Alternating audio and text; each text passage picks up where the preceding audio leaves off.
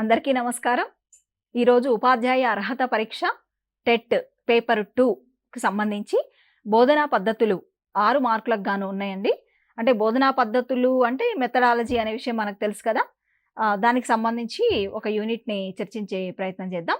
బోధనా పద్ధతుల్లో మనకి మామూలుగా సిలబస్‌లో 7 యూనిట్లు అంటే పేపర్ 2లో మనకి 7 యూనిట్లు ఉన్నాయి. 7 యూనిట్లని మనము అధ్యయనం చేయాల్సి ఉంటుంది. అయితే ఇక్కడ ఒక విషయం అభ్యర్థులు గమనించాలి. ఏంటి అంటే బోధనా పద్ధతులు అనంగానే మనకి ఇప్పుడు టెట్ పేపర్ 2 వాళ్ళు ప్రధానంగా బీఈడీ బోధనా పద్ధతులు తెలుగుకు సంబంధించింది అధ్యయనం చేస్తారు కదా. అయితే ఇందులో ప్రధానంగా అంటే తెలుగు బోధనా పద్ధతులు పుస్తకము మనకి 2016లో మారడం జరిగింది. కాబట్టి 2016లో వచ్చిన బోధనా పద్ధతులు పుస్తకం చదవాలి. అట్లాగే అంతకు ముందున్నటువంటి బోధనా పద్ధతులు కూడా చదవాలి. అవి 2 కూడా మీకు నేను ఒకసారి చూపిస్తా. ఒకసారి చూడండి. ఇదేమో 2016లో వచ్చినటువంటి బీఈడీ తెలుగు మెథడాలజీ పుస్తకం. ఓకేనా. దీనికి టైటిల్ ఏముంటుంది? తెలుగు బోధన అభ్యసన శాస్త్రం అని ఉంది. ఇది గమనించండి. ఈ పుస్తకంలో మనకు టెట్ పేపర్ 2లో ఉన్నటువంటి 7 యూనిట్లకు సంబంధించి ఎక్కడ టాపిక్ ఆ పేరు కనిపించినా మనం ఇందులో వదలకుండా చదవాల్సిందే. ఇదొకటి. 2 మనకు ఇంకొక పుస్తకం అన్నాం కదా, ఇది పాత పుస్తకం అండి. ఇందాక చూపించింది కొత్తది అంటే 2016లో వచ్చింది. ఇది బీఈడీకి సంబంధించి పాత పుస్తకం. అంటే దీనికి ప్రీవియస్ 2015 వరకు ఉన్నటువంటిది అనమాట. అయితే ఈ పుస్తకంలో ప్రధానంగా మనకు ఉన్నటువంటి యూనిట్సే ఇప్పుడు సిలబస్లో కూడా మనకి కనిపిస్తాయి. ఒకసారి ఇందులో మీరు విషయ సూచిక చూసినా మీకు ఈజీగా అర్థమైపోతుంది. అవే యూనిట్స్ మీకు కనిపిస్తాయి. అయితే మనకి ఏంటంటే ప్రధానంగా ఈ యూనిట్స్తో పాటు అంటే ఇందులో చదువుతూ కొత్త పుస్తకంలో కూడా ఇట్లాగుండవు. అయితే కొత్త పుస్తకంలో మనకి సుమారుగా 10 యూనిట్స్ ఉంటాయి. ఇందులోనేమో తక్కువ ఉంటాయి అన్నమాట యూనిట్స్. కాకపోతే ఈ టైటిల్స్తో మనకి టెట్ పేపర్ 2లో ఉన్న బోధనా పద్ధతులు సిలబస్ కనిపిస్తుంది. కొత్త పుస్తకంలోనేమో మనకి విషయ సూచిక చూసినప్పుడు ఇక్కడ మనకి మొత్తం విషయ సూచిక, ఇది మీరు చూస్తున్నటువంటిది విషయ సూచిక. ఇక్కడ మనకి సుమారుగా 10 యూనిట్లు ఉన్నాయి. ఈ 10 యూనిట్లలో మరి ఈ పేర్లు కనిపించవు. మనకు ఏవి ఉన్నాయి సిలబస్లో? ఒకసారి సిలబస్ చూస్తే సిలబస్లో మనకు 7 యూనిట్లు అనుకున్నాం కదా. అందులో మొదటిది ఏముంది? భాష, మాతృభాష బోధన లక్ష్యాలు. రెండవ యూనిట్ ఏముంది? భాష, వివిధ భావనలు, స్వభావం, తరగతి గది అన్వయం ఉంది. తర్వాత మూడో యూనిట్ ఏముంది? భాషా నైపుణ్యాలు. ఆ తర్వాత ప్రణాళిక రచన, పాఠ్య గ్రంథాలు. ఆ తర్వాత మనకి ఇంకా కనిపించేటువంటివి బోధనాభ్యసన సామాగ్రి. ఆ తర్వాత సాహిత్య ప్రక్రియలు, బోధనా పద్ధతులు. ఆ తర్వాత నిరంతర సమగ్ర మూల్యాంకనం. ఇట్లా 7 కనిపిస్తాయి మనకి సిలబస్లో. ఇదంతా మీకు తెలుసు, సిలబస్ అంతా మీ దగ్గర ఉంటుంది. కాకపోతే ఇక్కడ కొంతమంది అభ్యర్థులు ఇబ్బంది పడుతున్నటువంటి విషయము గమనించింది ఏంటి అని అంటే, ఎట్లా చదవాలి? ఈ 7 యూనిట్లు 6 మార్కులే కదా వచ్చేది. మరి సిలబస్లో 7 యూనిట్లుగా ఉన్నాయి. తర్వాత పుస్తకాలు చూస్తే పాతదొకటి కొత్తదొకటి ఉన్నాయి. కొత్త దాంట్లో ఈ టాపిక్స్ డైరెక్ట్గా కనిపించట్లేదు. ఎట్లా చదవాలనేటువంటి ఒక సందేహం చాలా మందిలో గమనించినాం. అయితే ప్రధానంగా మీరు చేయాల్సింది, గుర్తుపెట్టుకోవాల్సింది ఏంటి అంటే, ఇప్పుడు సపోజ్ భాష, వివిధ భావనలు అన్నప్పుడు లేదా భాష స్వభావం అన్నప్పుడు అవి ఈ 2 పుస్తకాలలో అండి. ఖచ్చితంగా ఈ 2 పుస్తకాలు పేపర్ 2 వాళ్ళకి నేను చెప్పేది. ఈ 2 పుస్తకాలలో ఆ టాపిక్ ఎక్కడ కనబడ్డా మీరు వదలకుండా చదవాల్సిందే ఒకటి. రెండోది అట్లాగే మాతృభాష అనుకోండి. మాతృభాష యూనిట్ ఉంది కదా సిలబస్లో. మాతృభాషకు సంబంధించి 2 పుస్తకాల్లో చదవండి. అట్లా మొత్తం 7 యూనిట్లకు సంబంధించి మీరు డైరెక్ట్గా మీకు యూనిట్ కావాలి అంటే కష్టం, దొరకదు పుస్తకాల్లో. కానీ ఆ టాపిక్ని బట్టి మీరు పుస్తకంలో ఆ టాపిక్ని వెతుక్కుంటూ వెళ్తే కనుక మీకు అంశాలు కనిపిస్తాయి. మీకు మ్యాక్సిమం బిట్స్ మెథడాలజీలో పుస్తకం నుండే వస్తాయండి. 1-2 బిట్లు ఏమైనా వచ్చినా అవి అవగాహన ఆధారంగా రూపొందించినటువంటి అంశాలే. అంటే పుస్తకంలో ఉన్న అంశాలకు అవగాహన ఎట్లా చేసుకున్నారు అభ్యర్థులు అనే దాన్ని బట్టి మీకు ప్రశ్నలు రావడం జరుగుతుంది. కాబట్టి మెథడాలజీకి సంబంధించి చాలామంది ఇబ్బంది పడుతూ ఉంటారు. అటువంటి దాన్ని వదిలేయండి. సరే, కొంత డ్రై సబ్జెక్ట్ అనే పేరు ఉన్నప్పటికీ మొత్తానికి మనం అధ్యయనం చేస్తే ఏదైనా వస్తుంది. మనం ఈరోజు బోధనా పద్ధతులలో మొదటి యూనిట్ కాకుండా 2 నుంచి స్టార్ట్ చేద్దాం. భాష, వివిధ భావనలు, స్వభావం, తరగతి గది, అన్వయం. తర్వాత నేను రెండో యూనిట్ చెప్తా. మొదట అంటే భాషకు సంబంధించినటువంటి భావనలు, ఇతర అంశాలు తెలుసుకున్న తర్వాత మనము మాతృభాషకు సంబంధించి చెప్పుకుందాం. అయితే ప్రధానంగా భాష. భాష అంటే ఎట్లా పుట్టింది అసలు? మానవుడికి భాష యొక్క ఆవశ్యకత ఎందుకు ఏర్పడింది? అసలు ఆదిమ మానవుడి దగ్గర నుంచి చూస్తే భాష ఎట్లా పరిణతి చెందింది? తర్వాత అసలు రకరకాల భాషలు ప్రపంచంలో మనకి చాలా భాషలు 7,000కు పైగా భాషలు ఉన్నాయంట. మరి అట్లా చూసినప్పుడు ప్రపంచంలో ఇన్ని భాషలు ఎందుకు అవసరం ఏర్పడింది? ఇన్ని భాషలు ఎట్లా పుట్టాయి అసలు?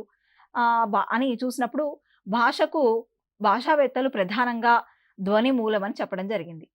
అంటే వాళ్ళు ఎన్నో పరిశోధనలు చేసి ఆయా పరిశోధనల అనంతరం వారు తెలిపిన అంశాలు మన పుస్తకాలలో ఉన్నటువంటి, మన మెథడాలజీ పుస్తకాల్లో ఇచ్చినటువంటి అంశాలు ఏంటి అంటే ప్రధానంగా భాషకి ధ్వని మూలం. మరి ధ్వని నుంచి శబ్దం నుంచి అర్థం స్ఫురిస్తుంది అంటారు వాళ్ళు. శబ్దం నుంచి అర్థం స్ఫురిస్తుంది అంటే ఇక్కడ భాషకు మూలం ఏంటి అంటే ధ్వని అనేది తెలుస్తుంది. సరే, ఇక్కడ మరి ధ్వనులు అన్నప్పుడు మనకేంటి, సజీవులు చేసే ధ్వనులు ఉంటాయి, నిర్జీవులు చేసే ధ్వనులు కూడా ఉంటాయి కదా. కాబట్టి మరి సజీవులు చేసేటువంటి ధ్వనులకు మనకు అర్థము సరే, భావము మనం ఏదన్నా అనుకోనివ్వండి, అది స్ఫురిస్తుంది. కానీ మరి నిర్జీవ పదార్థాల నుండి ఉత్పన్నమయ్యేటువంటి ధ్వనికి ఏమైనా అర్థం స్ఫురిస్తుందా? ఏదైనా భావం తెలుస్తుందా అంటే ఒక్కోసారి భావం అర్థం తెలియకపోవచ్చు. అంటే ఉదాహరణకు చూడండి, నేను ఒక స్టీల్ గ్లాస్ కింద పడేసిన, లేకపోతే ఒక ఇనుప కడ్డీ కింద పడేసినప్పుడు ఒక శబ్దం, ఒక ధ్వని అయితే వస్తుంది కదా.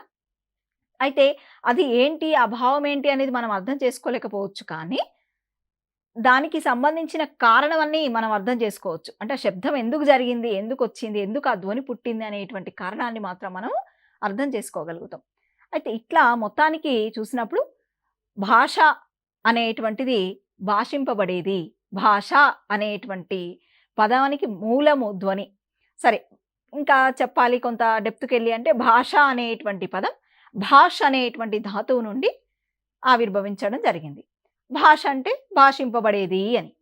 సరే, ఇది కొంత చూసిన తర్వాత ఇంకో ముఖ్యమైన విషయం ఏంటంటే భాషకు సంబంధించి అర్థవంతమైన పదాల సముదాయమే భాష. అర్థవంతమైన పదాలను కూర్చి చెప్పినప్పుడు దాన్ని భాషగా వ్యవహరిస్తూ ఉన్నారు భాషావేత్తలు. ఇక్కడ చూడండి, భాషకు మూలం ధ్వని, ధ్వని నుంచి శబ్దం నుంచి అర్థం స్ఫురిస్తుంది. అంటే అర్థవంతమైన పదాలతో భాష ఏర్పడుతుంది, ఇది ఊహించడం జరగాలి. ఆ తర్వాత చూడండి, భాష భావ వినిమయం. అసలు ఎందుకండి భాష అంటే, భాష అనేది లేకపోతే అసలు భావ వినిమయం ఎక్కడుంది? ఇప్పుడు నాలో ఉన్న భావాలని మీతో చెప్తున్నా అంటే నాకు ఇక్కడ ఏంటి, భాషే కదా. అట్లాగే మీలో ఉన్నటువంటి భావాలని ఇతరులు తెలుసుకోవాలన్నా కూడా భాషే కీలకం. అంటే భాష అనేది ఒకరి నుండి ఇంకొకరికి భావాల వినిమయానికి తోడ్పడుతుంది. అంటే భావాల ప్రసరణకు ఇది ఒక సాధనం అన్నమాట, ఏది భాష. ఆ తర్వాత విద్యా ప్రక్రియ కూడా ప్రధానంగా చూసినప్పుడు భావ వ్యక్తీకరణ అంటే ఏంది? భావాలను వ్యక్తపరచడమే కదా. భావాలు అంటే మనలో ఉన్నటువంటి రకరకాల ఆలోచనలని బయటకు చెప్పడం. అట్లాగే గ్రహించడం అంటే విద్యా ప్రక్రియ అంతా కూడా ఏంటి, భావాలను వ్యక్తీకరించడము, భావాలను గ్రహించడము, ఈ అంశాల మీద ఆధారపడి ఉంటుంది. అంటే భాష అనేది ఖచ్చితంగా విద్యకు వాహకం లాంటిది. విద్యకు వాహకం ఏంటండి? భాష. ఆ తర్వాత భాషా ప్రాముఖ్యత గురించి, ఇది మనకు మారిన బీఈడి పుస్తకంలో మొదటి పేజీలోనే కనిపిస్తుంది. భాషా ప్రాముఖ్యత గురించి ఎందరో ప్రముఖులు తమ అభిప్రాయాలను చెప్పడం జరిగింది. దేని గురించి? భాషా ప్రాముఖ్యత గురించి. అయితే ప్రధానంగా అభ్యర్థులు గుర్తుంచుకోవాల్సింది ముఖ్యంగా మెథడాలజీ అంటే చాలా సమాచారం అయితే అధ్యయనం చేయాలి. ఒకటి మీకు చేయాల్సింది ఉంది. రెండోది మనకు ఉన్నటువంటి మార్కులు 6 అంటే 6 బిట్లు వస్తాయి మనకి. కాబట్టి ఆ దృష్టితో అంటే బాగా లోతులకు వెళ్ళి అధ్యయనము చేస్తూ బాగా ఇబ్బంది పడకండి. అట్లా అని పైపైన చదవడం కాదు. కానీ మీకు పుస్తకాల్లో 2 పుస్తకాలు ఇప్పుడు నేను చూపించాను గదా! 2 పుస్తకాల్లో ఉన్న అంశాలు మీకు సిలబస్‌లో ఉన్న అంశాలతో పోల్చుకుంటూ ఆయా అంశాలను అధ్యయనం తప్పకుండా చేయాలి. వాటికి సంబంధించింది మాత్రం ఒక్క లైన్ గూడా మీరు వదిలిపెట్టొద్దు. అయితే ఇక్కడ ప్రధానంగా భాషా ప్రాముఖ్యతకు సంబంధించి మనకి మారిన అంటే కొత్త బీఈడీ పుస్తకంలో 2016లో వచ్చిన పుస్తకంలో కొంతమంది భాషావేత్తలు చెప్పడం జరిగింది. ఆ భావనలు చూద్దాం మనం. అంటే ప్రాముఖ్యత ఎట్లా భాష గురించి వాళ్ళు చెప్పిర్రు అని. బెంజమిన్ వార్ఫ్ ఈయన ప్రకారము భాష అనేది వ్యక్తి యొక్క ఆలోచనలకు, ఉద్వేగాలకు ఒక రూపు కల్పించి వాస్తవిక జ్ఞానాన్ని కలిగిస్తుంది. ఎవరు? Benjamin warp. ఈ పేరు గుర్తుపెట్టుకోవాలి. నెక్స్ట్ ఈయనను ఒకవేళ ఇక్కడి నుంచి బిట్ వస్తే చెప్పలేం కదా, ఎక్కడి నుంచైనా బిట్ రావచ్చు. ఇది వస్తుంది అని మనం చెప్పలేం కాబట్టి బెంజమిన్ వార్ఫ్ ప్రకారము భాషా ప్రాముఖ్యత ఇలా అని అడిగినప్పుడు భాష వ్యక్తి యొక్క ఆలోచనలు, ఉద్వేగాలకు రూపం కల్పించడం. ఇది గుర్తుపెట్టుకోండి. ఆలోచనలు, ఉద్వేగాలకు రూపు బెంజమిన్ వార్ఫ్. అట్లా. తర్వాత జాన్ స్టూవర్ట్ మిల్. భాషను మేధస్సు ప్రసరించే కాంతి. భాషను మేధస్సు ప్రసరించే కాంతి అన్నాడు. మేధస్సు అంటే మనకు మేధస్సు ఉంటుంది కదా, అందరికీ మేధ. అది ప్రసరించే కాంతి అన్నాడు భాషని. ఎవరు? John Stuart Mill. తర్వాత ఇంకొక భాషావేత్త ఎడ్వర్డ్ సఫైర్ అని.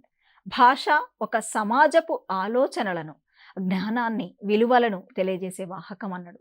ఎవరు? సఫైర్. ఒక సమాజపు ఆలోచనలు, జ్ఞానం, విలువలు తెలియజేసేటువంటి వాహకం అన్నాడు సఫైర్. బాగా ఇంపార్టెంట్ లైన్ ఇది.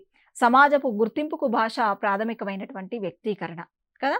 ఇవన్నీ కూడా అంటే ఇప్పుడు బెంజమిన్ వార్ఫ్ కావచ్చు, తర్వాత సఫైర్ కావచ్చు, మిల్ కావచ్చు, వీళ్ళు చెప్పినవి అన్నీ కూడా ఆ లైన్స్ మొత్తంగా కాకపోయినా కనీస కాన్సెప్ట్ అర్థం చేసుకొని ఆ తర్వాత మీరు ఒక చిన్న కీవర్డ్స్ లాగా గుర్తుపెట్టుకునే ప్రయత్నమైనా చేయాలి. ఎందుకంటే తర్వాత కూడా మనకి చాలా నిర్వచనాలని అవి ఇవి వస్తూ ఉంటాయి కదా, అందుకని. సరే, ఇక్కడ ప్రధానంగా భాష ఒక సమాజపు ఆలోచనలు, జ్ఞానం, విలువలు అనగానే సఫైర్ గుర్తు రావాలి. Next Whitney. ప్రొఫెసర్ విట్నీ ప్రకారం భాష అభివృద్ధి చెందుతున్న సమాజ అవసరాల కోసం ఏర్పడిన అలిఖిత చట్టాల వ్యవస్థ. అభివృద్ధి చెందుతున్న సమాజం, రకరకాల అవసరాలు ఉంటాయి సమాజానికి. అలా ఆ అవసరాలు తీర్చడం కోసం ఏర్పడినటువంటి అలిఖిత అంటే ఇంకా రాయబడని ఒక చట్టాల వ్యవస్థ అని భాషను అన్నాడు ఆయన. ఈ వర్డ్ గుర్తుపెట్టుకున్నా సరిపోతుంది. అలిఖిత చట్టాల వ్యవస్థ భాష అనగానే వీటిని గుర్తు రావాలి. భాషా వికాసం. భాషా వికాసం అంటే ఏంది? భాష యొక్క అభివృద్ధే కదా. ఈ రోజు ఉన్నట్టు రేపు ఉండదు, రేపు ఉన్నట్టు ఎల్లుండి ఉండదు. డెవలప్మెంట్ అనేది భాషలో జరుగుతూ ఉంటుంది. అంటే భాష వికాసం చెందుతూ ఉంటదన్నమాట. దానికి ఇక్కడ ఆపుదల అనేది, ఆటంకం అనేది ఉండదు. అది ఒక నిరంతరమైనటువంటి ప్రక్రియ. ఇక భాషకు సంబంధించిన నిర్వచనాలు చూద్దాం. భాషకు సంబంధించిన నిర్వచనాలు చాలా చాలా ముఖ్యం. భాషకు సంబంధించిన నిర్వచనాల నుంచి మనకి గతంలో ప్రశ్నలు కూడా రావడం జరిగింది. ఇక్కడ ప్రధానంగా ప్రశ్నలు భాషా నిర్వచనాలకు సంబంధించి చూసినప్పుడు మనకి గతంలో అంటే టెట్లో పేపర్ 1లో కానీ, సరే పేపర్ 2లో కానీ, పేపర్ 2లో అయితే ప్రధానంగా నిర్వచనాలు వచ్చినటువంటి నిర్వచనాలు చోమ్స్కీ ఆయన ఒక భాషావేత్త, వారికి సంబంధించినటువంటి నిర్వచనం రావడం జరిగింది. అంటే భాష అనేది ఒక ప్రత్యేక నియమాల వలన ఏర్పడుతుంది. కాబట్టి ఇది భాష అంటే అనేక వాక్యాల సముదాయం అనే ఒక నిర్వచనాన్ని చోమ్స్కీ ఇస్తాడు. ఆ నిర్వచనాన్ని ఇచ్చి దీన్ని అన్నవారెవరు అని చెప్పి అడగడం జరిగింది. అట్లనే కృష్ణస్వామి ఎస్కే వర్మకు సంబంధించిన ఒక నిర్వచనం కూడా పేపర్ 1లో వచ్చిందండి టెట్లో. కాబట్టి అది కూడా అంటే భాష అనేది ఒక సంక్లిష్టమైనటువంటి విషయం అని వాళ్ళు చెప్తారు. ఆ డెఫినేషన్ అడగడం జరిగింది. అంటే డెఫినేషన్ ఇచ్చి డైరెక్ట్గా ఇది ఎవరన్నారని అడిగే సందర్భాలు ఎక్కువగా ఉంటున్నాయి. కాబట్టి భాషా నిర్వచనాలని మనం వదిలేయటానికి లేదు, కన్ఫామ్గా చూసుకోవాల్సిందే. ఎంతమంది ఉన్నా సరే మనం వాటిని ఏదో విధంగా ఒక కొండ గుర్తులు ఏర్పాటు చేసుకొని చదవాల్సిందే. అయితే చూడండి, భాషావేత్తలు భాషను చాలా రకాలుగా నిర్వచించారు. భాషా స్వరూపాన్ని, లక్షణాలని మనం అర్థం చేసుకోవడానికి అవన్నీ కూడా మనకి సహకరిస్తాయి. చూద్దాం ఒక్కొక్కరిగా మనం ఆ నిర్వచనాలని చూస్తే, స్టర్ట్వర్ట్ అనే భాషావేత్త తన లింగ్విస్టిక్ చేంజ్ గ్రంథం ఇంపార్టెంట్, గుర్తుపెట్టుకోవాలి. ఎందుకంటే ఎప్పుడూ నిర్వచనమే అడగాలని లేదు కదా. ఒకవేళ ఇప్పుడు ఈ నిర్వచనాల్లో భాగంగా సుమారుగా నేను 4-5 గ్రంథాల పేర్లు చెప్తా. ఆ 4-5 గ్రంథాలు అంటే 4-5 భాషావేత్తలు మీకు తెలిసి ఉండాలి. అంటే ఒకవేళ గ్రంథం పరంగా కూడా బిట్ వస్తే చేయగలగాలి. తన లింగ్విస్టిక్ చేంజ్, ఎవరిది లింగ్విస్టిక్ చేంజ్? స్టర్ట్వర్ట్ది. ఈ గ్రంథంలో ఆయన భాషను ఏమన్నాడు? యాదృచ్ఛికమైన నిర్మాణ సౌష్ఠవంతో మానవ సమాజంలో భావ వినిమయానికి, పరస్పర సహకారానికి, సంస్కృతి పరివ్యాప్తికి ఉపకరించే వాగ్రూప ధ్వని సంకేత సముదాయం భాష అన్నాడు. ఇంత పెద్దగుంది, గుర్తుపెట్టుకోవడం కొంచెం కష్టమే. సరే, యాదృచ్ఛికమైన నిర్మాణ సౌష్ఠవం అన్నాడు.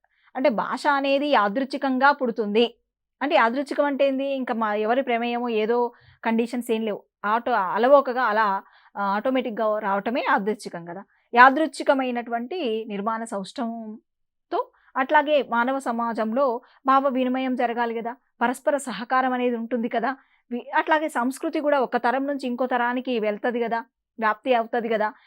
ఈ అంశాలన్నింటికి ఉపకరించే ఒక వాగ్రూప ధ్వనే భాష, లేదా వీటన్నిటికి ఉపకరించే ఒక సంకేత సముదాయం ఏదైతే ఉందో అదంతా భాష అని చెప్పి స్టర్ట్‌వర్ట్ అన్నాడు. సరే, ఇది కాన్సెప్ట్ అర్థం చేసుకోండి. తర్వాత మీరేం చేయాలి? కొన్ని కీవర్డ్స్ లాగా పెట్టుకొని అయినా గుర్తుపెట్టుకోండి. యాదృచ్ఛికమైన నిర్మాణ సౌష్ఠవం అని చెప్పి, తర్వాత ఎట్లా సంస్కృతి పరివ్యాప్తికి ఉపకరించే వాగ్రూప ధ్వని లేదా సంకేత సముదాయం, ఇట్లా గుర్తుపెట్టుకోండి. తర్వాత కాంట్ డ్రెస్ క్రేట్స్ అని చెప్పేసి ఆయన ఏమన్నాడంటే, మానవులకు భాషాపరమైనటువంటి ప్రవర్తనను అలవర్చుకోవడానికి సహకరించే మేధాశక్తి భాష అన్నాడు. మీరు మేధాశక్తి భాష కాంట్ అని గుర్తుపెట్టుకుంటారా, భాషాపరమైన ప్రవర్తన అలవర్చుకోవడం అనే గుర్తుపెట్టుకుంటారా, అది మీ ఇష్టం. కానీ ప్రధానంగా కాంట్ అన్నది ఏంటి అంటే భాషాపరమైన ప్రవర్తన. అంటే భాషాపరమైన ప్రవర్తన ఏముంటుంది? భాషాభ్యసనం, భాషను చదవడము, అంటే దాన్ని అధ్యయనం చేయటం, భాషించడం, మాట్లాడడం. తర్వాత భాషకి సంబంధించి ఇంకేముంటుంది? అర్థం చేసుకోవడం, మాట్లాడడం, దాన్ని చదవడం, అంతే కదా! వీటికి సహకరించే, అంటే ఇవన్నీ ఇట్లాంటి భాషా ప్రవర్తనలు ఏవైతే ఉంటాయో వీటిని మనం అలవర్చుకోవడానికి సహకరించే మేధాశక్తి భాష అన్నాడు కాంట్. డ్రెస్ క్రేట్స్ వీరి అభిప్రాయంలో భాష సార్వజనీనమైనది, సహజమైన మేధా సంపత్తిగా కూడా గుర్తింపు పొందడం జరిగింది. ఆ తర్వాత ఎస్కే పద్మ, ఎన్ కృష్ణస్వామి వీరు మోడర్న్ లింగ్విస్టిక్స్ అనే గ్రంథంలో భాష ఒకే ఒక అంశం లేదా ఒక లక్షణం, ఒక విషయం కాదు. సమాజంలో మానవ సంబంధాలు ఎంత సంక్లిష్టమైనవో అంతే సంక్లిష్టమైన మానవీయ ప్రక్రియ అన్నారు. ఎవరు? పద్మ, కృష్ణస్వామి అనేవాళ్ళు. వీళ్ళ గ్రంథం గుర్తుపెట్టుకోవాలి, మోడర్న్ లింగ్విస్టిక్స్. ఇందాక కూడా మనకు ఒక గ్రంథం వచ్చింది. కాబట్టి గ్రంథాలు ఈ భాషావేత్తలు ఒక లిస్ట్ లాగా పక్కకన్నా రాసుకోండి, అట్లా గుర్తుపట్టండి. మోడర్న్ లింగ్విస్టిక్స్ అనే గ్రంథం పద్మ, కృష్ణస్వామి వాళ్ళకి సంబంధించింది. వీరు ఆ గ్రంథంలో భాషకు సంబంధించి ఎలా నిర్వచించారు అంటే, భాష అనేది కేవలం ఒక అంశం, ఒక లక్షణం, ఒక విషయం కాదు. ఇట్లా గుర్తుపెట్టుకోండి, ఒక అంశం, ఒక లక్షణం, ఒక విషయం కాదు. మరి అదేంటి అంటే, మానవ సంబంధాలు, సమాజంలో చాలా సంబంధాలు ఉంటాయి కదా, కనిపిస్తూ ఉంటాయి కదా, అవి చాలా సంక్లిష్టంగా ఉంటాయి. ఆ సంక్లిష్టమైన ప్రక్రియ, ఆ సంక్లిష్టమైన మానవీయ ప్రక్రియ భాష అని గుర్తుపెట్టుకోవాలి. ఇంకా వీళ్ళ ప్రకారం భావ వినిమయంలో తమ భావాలను, ఉద్వేగాలను, కోరికలను స్వతహాగా వెలువడిన సంకేతాల ద్వారా వ్యక్తం చేయడానికి రూపొందించుకున్న సాధనం అని కూడా వీరు అన్నారు. అంటే వీరికి సంబంధించి ఈ కాన్సెప్ట్ అంతా గుర్తుండాలి. ఎక్కడ ఏ లైన్ ఇస్తారో తెలియదు. ఒకవేళ యాజ్ ఇట్ ఈస్‌గా కూడా లైన్స్ వచ్చే అవకాశం ఉంటుంది, ముఖ్యంగా నిర్వచనాల్లో. కాబట్టి ఉద్వేగాలు, కోరికలు, భావాలు స్వతహాగా వెలువడ్డ సంకేతాల ద్వారా వ్యక్తం చేయడానికి రూపొందించుకున్న సాధనం భాష అన్నటువంటి వారు కూడా వీరే అని గుర్తుపెట్టుకోండి. తర్వాత ఈ నిర్వచనం ప్రకారం భాష అంటే ప్రత్యేక సంకేతాలకు, ప్రత్యేక అర్థాలకు ఆపాదించే సూత్రాలు కలిగిన ఒక నిర్మితీయ వ్యవస్థ. ఈ లైన్ అంటే భాష అంటే ప్రత్యేక సంకేతాలకు, ప్రత్యేక అర్థాలను ఆపాదించే సూత్రాలు కలిగిన నిర్మితీయ వ్యవస్థ. ఇది ముఖ్యంగా గుర్తుపెట్టుకోవాల్సిన అంశం. తర్వాత మీకున్నటువంటి నెక్స్ట్ వీళ్ళు చూస్తే, వీళ్ళ ప్రకారము జాన్ పి హ్యూక్స్ ఉన్నాడు. జాన్ పి హ్యూక్స్ ప్రకారం చూసినప్పుడు మనకి ప్రధానంగా ద సైన్స్ ఆఫ్ లాంగ్వేజ్, అంటే ఈయన గ్రంథము, హ్యూక్స్ రాసినటువంటి గ్రంథం ద సైన్స్ ఆఫ్ లాంగ్వేజ్. ఈ గ్రంథంలో ఒక వ్యక్తి తన ఆలోచనలను ఒక వ్యక్తి తన ఆలోచనలను ఏం చేస్తాడు, ఇంకో వ్యక్తికి చెప్తా ఉంటాడు, లేదా ఏదో విధంగా రాయడం ద్వారానో వాగ్రూపంలోనో చెప్తుంటాడు, తెలుపుతూ ఉంటాడు. అంటే ఒక వ్యక్తి తన ఆలోచనలను ఇంకొక వ్యక్తికి యాదృచ్ఛికమైన వాగ్రూప సంకేతాల ద్వారా వ్యక్తం చేయడమే భాష అన్నాడు. అంటే ఇక్కడ ఏం గుర్తుపెట్టుకోవాలి? వ్యక్తి ఆలోచనలు, యాదృచ్ఛికమైన వాగ్రూప సంకేతాలు, అంటే ఆ విధంగా వ్యక్తం చేయడం భాష అని. ఆ తర్వాత ప్రధానంగా సరే ఇది హ్యూగ్స్‌ది. అక్కడ గ్రంథం ఒకటి, ఇదొకటి గుర్తుపెట్టుకుంటే సరిపోద్ది. నెక్స్ట్ చోమ్స్కీకి సంబంధించి కొంతమంది ఈయన్నే చామ్స్కీ అని గూడా అంటారు. సరే చామ్స్కీ ఆయన గుర్తుపెట్టుకోండి. చామ్స్కీ ప్రధానంగా బిట్టు వచ్చింది ఇదివరకి ఒక్క టెట్‌లోనే కాదు, టీఆర్‌టీలో వచ్చింది. ఇంకా వివిధ పోటీ పరీక్షల్లో గూడా చామ్స్కీ గురించి బిట్లు రావడం జరిగింది. అంటే చామ్స్కీ భాషావేత్తగా చాలా ప్రసిద్ధిగాంచినటువంటి వ్యక్తి. భాష అనేది ప్రత్యేక నియమాలను ఆధారంగా నిర్మించిన ప్రత్యేక వాక్యాల సముదాయం. ఈ లైనే యాజ్ ఇట్ ఈస్‌గా పరీక్షలో వచ్చింది. కింద ఆప్షన్స్‌లో వివిధ భాషావేత్తల పేర్లు ఇవ్వడం జరిగింది. అంటే చామ్స్కీ ప్రకారం భాష అంటే ఏంటి? ప్రత్యేక నియమాలను ఆధారంగా భాషకు నియమాలున్నాయి గదా! ఇప్పుడు మనం వ్యాకరణం అధ్యయనం చేసినాం. వ్యాకరణంలో రకరకాల నియమాలున్నాయి గదా! అట్లాగే భాషా నిర్మితిలో అనేక నియమాలుంటాయి. ఆ ప్రత్యేక నియమాలను ఆధారంగా నిర్మించిన ప్రత్యేక వాక్యాల సముదాయం అని చామ్స్కీ చెప్పిర్రు. ఆ తర్వాత హాకెట్ ఏ కోర్స్ ఇన్ మోడర్న్ లింగ్విస్టిక్ అనే గ్రంథంలో వివిధ భాషణ అలవాట్లతో కూడిన సంక్లిష్ట వ్యవస్థ భాష అన్నాడాయన. అంటే రకరకాల భాషణ అలవాట్లు. భాషణం అంటే మాట్లాడడం. మాట్లాడడానికి సంబంధించిన వివిధ అలవాట్లకు సంబంధించిన ఒక సంక్లిష్ట వ్యవస్థ అన్నాడాయన. అయితే భాష నిఘంటుకాల ప్రకారం కూడా చూడాలి మనం. భాష అంటే పదాలు, వాటి అర్థాలు, ఇంకా అర్థవంతమైన పదాల సముదాయం భాష. ఇట్లా ప్రముఖంగా భాషకు సంబంధించి కొంతమంది నిఘంటుకారులు కూడా చెప్పడం జరిగింది. ఇక ఉన్నత సంక్లిష్ట సూత్ర జాలావలయం భాష అంటే చూడండి, ఈ లైనే గుర్తుపెట్టుకోండి. ఉన్నత సంక్లిష్ట సూత్ర జాలావలయం భాష అంటే సంక్లిష్టమైనది భాషా వ్యవస్థ అనేది మనకు తెలుసు. ఎందుకు అంటే చాలా విషయాలు ఉన్నాయి భాషలో, చాలా విషయాలతో భాష ముడిపడి ఉంది. చాలా రకాలుగా కూడా భాషా ప్రయోజనాలు ఉంటాయి. మళ్ళీ తర్వాత కూడా చెప్తా భాషా ప్రయోజనాలు. సరే, ఇక్కడ ఉన్నత సంక్లిష్ట సూత్ర జాలావలయం భాష అని, language is the modern world అనే గ్రంథంలో ఈ వాక్యాన్ని పేర్కొనడం జరిగింది. ఇది గుర్తుపెట్టుకోండి. తర్వాత వ్యాకరణకారుల ప్రకారం ప్రధానంగా ప్రకృతి ప్రత్యయ పద నిరూపణం భాష. వ్యాకరణకారులు చెప్పింది ఏంటంటే ప్రకృతి ప్రత్యయ పద నిరూపణం. ప్రకృతి అంటే ఇక్కడ పదమూలం అండి. ప్రకృతి అంటే మన భాషకు సంబంధించి పదమూలం. పదమూలము అన్న ప్రాతిపదిక అన్న ఒకటే. మనకి వ్యాకరణంలో కూడా ప్రాతిపదిక వస్తుంది. ప్రాతిపదిక అంటే ఒక పదం ఎట్లా ఏర్పడింది అని దాని యొక్క ఆధారాన్ని చెప్పేది అనమాట. అంటే పదం యొక్క ఆధారమే ప్రాతిపదిక. ఇక్కడ ప్రకృతి అంటే ప్రాతిపదిక భాషాపరంగా. అయితే పదమూలం అని అంటాం కదా, అట్లా అనమాట. ప్రాతిపదిక మీద చేరే రూపం ప్రత్యయం. అంటే పదానికి ఆధారం ప్రాతిపదిక, ఆ ప్రాతిపదికల మీద ప్రత్యయాలు చేరడం వల్ల మనకి పదాలు ఏర్పడుతూ ఉంటాయి, స్పష్టమైన పదాలు. సరే, ఇక్కడ ప్రాతిపదిక మీద చేరే రూపం ప్రత్యయం, ఇట్లా రెండూ కలిసి పదం ఏర్పడుతుంది. ప్రకృతి అంటే పదమూలం లేదా ప్రాతిపదిక, ప్రాతిపదిక మీద చేరే రూపం ప్రత్యయం. ఇవి రెండూ కలిసి ఏమైంది? పదం ఏర్పడుతుంది. ఇట్లా కొన్ని పదాలు కలిసి ఏమవుతుంది? వాక్యాలు ఏర్పడతాయి. ఇవి వాగ్రూపంలోనో లిఖిత రూపంలో కనిపించినప్పుడు అది భాషగా తెలుస్తుంది. తర్వాత భాషా శాస్త్రజ్ఞుల ప్రపంచంలో మొత్తం 7,000 భాషలు ఉన్నాయని చెప్పారు. అంటే ఇంకా పైచిలుకే ఉన్నాయని కూడా అంటున్నారు. సరే, ఇన్ని వేల మాండలికాలు ఎందుకున్నాయి, ఇన్ని రకాల భాషలు ఎందుకున్నాయి అని చూసినప్పుడు దానికి చాలా పరిశోధనలు ఉన్నాయి. అయితే ఈ 7,000 భాషలు ఉన్నప్పటికీ అందులో లిపి కలిగినవి మాత్రం 2796 అంటే 2796 భాషలు లిపి ఉన్నటువంటి భాషలుగా చెప్తున్నారు. భాషా శాస్త్రజ్ఞులు ఇట్లా అంటే 2796 భాషలు 2796 భాషలను మళ్ళీ కొన్ని భాషా కుటుంబాలుగా చేయడం జరిగింది. సరే, ఆ భాషా కుటుంబాలు చెప్పుకుందాం. ప్రధానంగా ఇక్కడ ఎందుకు మరి ఇన్ని మాండలికాలు ఉన్నాయి? అంటే ఒక భాష ఉండొచ్చు కదా అంటే ఉండదు. ఎందుకు ఉండదు? మనిషి రకరకాల ప్రయాణ సౌకర్యాలు పెరిగినాయి. తర్వాత మనిషి యొక్క నాగరికత పెరుగుతూ ఉంది. పరిణామ క్రమంలో చాలా ముందు ఉన్నటువంటి ఇది మానవుడు. కాబట్టి ఈ అన్ని అవసరాల దృష్ట్యా మనుషులు ఎక్కడెక్కడో పరివ్యాపితమై ఉన్నారు, ఎక్కడెక్కడో నివాసం ఉంటున్నారు. అట్లాంటప్పుడు వీళ్ళ మధ్య అనేక సంబంధ బాంధవ్యాలు జరుగుతూ ఉంటాయి కదా. అట్లాంటప్పుడు ఏమవుతుంది? భాష అనేది కొన్ని కొత్త రూపాలని సంతరించుకుంటూ ఉంటదన్నమాట. అట్లా రకరకాల మార్పులు పొందుతూ ఉంటుంది భాష. ఆ విధంగా ఒక్కొక్క ప్రాంతం, ఒక్కొక్క మండలాన్ని బట్టి ఒక్కొక్క మాండలికం ఏర్పడుతుంది. అట్లనే ఇప్పుడు మన తెలంగాణ భాష ఒక రకంగా, మన పక్కనే ఉన్న ఆంధ్రప్రదేశ్లో తెలుగు మాట్లాడినప్పటికీ వాళ్ళది ఒక రకంగా ఇట్లా ఉంటుంది. అంటే ఒకే భాష అయినప్పటికీ దీంట్లో రకరకాలుగా కనిపిస్తూ ఉంటుంది. అట్లనే మనకి ఇంకా భాషలు కూడా ఇప్పుడు కొలామి కావచ్చు, గోండు కావచ్చు, కోయ కావచ్చు, ఇట్లా ఎన్నో ఉన్నాయండి భాషలు. ఇట్లా తీసుకున్నప్పుడు మనకి అంటే ఆయా ప్రాంతాలను బట్టి వాళ్ళ యొక్క అవసరాలు, ఇది మనకు పెరిగినటువంటి నాగరికతను బట్టి భాషలనేవి, మాండలికాలనేవి ఇట్లా ఏర్పడుతూ ఉన్నాయి కొత్త కొత్తగా. అందుకని 7000 పైచిలుకు భాషలు అంటే మాటలేమి కాదు. ఏర్పడ్డంలో ఆశ్చర్యం గూడా ఏమీ లేదు. సరే, మొత్తానికి ఈ భాషలన్నిటిని అంటే భాషా కుటుంబాలుగా చేయటానికి ఇప్పుడు మనకు లిపి ఉన్న భాషలు 2796 అనుకున్నాం గదా! అవన్నీ కూడా కొన్ని భాషా కుటుంబాలుగా చేసిరనమాట వాటిని. అట్లా ఎట్లా చేసిరు అనడానికి 3 ప్రాతిపదికలున్నాయి. వాటిని గురించి మనం తెలుసుకుందాం. మనకివి మారిన పాఠ్యపుస్తకంలో అంటే కొత్త పాఠ్యపుస్తకం బీఈడీ బోధనా పద్ధతుల్లో బోధనా అభ్యసన శాస్త్రం శీర్షికతో కనిపించే పుస్తకంలో ఉంది. అది తప్పనిసరిగా ఈ 3 అంశాలు గుర్తుపెట్టుకోండి. వారసత్వ ప్రాతిపదిక, భాషా నిర్మాణ ప్రాతిపదిక, భౌగోళిక ప్రాతిపదిక. అంటే భాషా కుటుంబాలను చేయటానికి ఈ ప్రాతిపదికలు మూలమనమాట.